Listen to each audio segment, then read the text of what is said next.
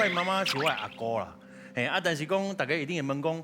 那妈妈是你的阿姑，我甲大家解释一下。啊，其实讲哦，我的妈妈另外出世的时阵哦，出世的时阵伊就走去啊。啊，我的爸爸可能因为小李爸爸的关系哦，所以伊会较怨天尤人的安尼，所以伊就交做袂歹朋友的，啊，就欠好厝的哦，欠做侪钱的。迄阵妈妈嘛讲，这个囡仔嘛足可怜的。哎，就想讲啊，那是不是家这个囡仔会当采用大汉？其实一开始这个名我就唔敢叫出来，因为这个名我会感觉就陌生呢。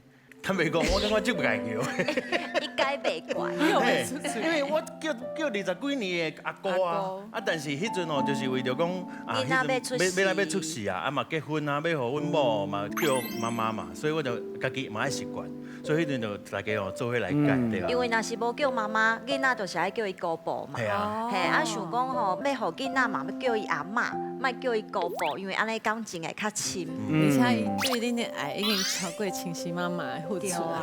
系啊。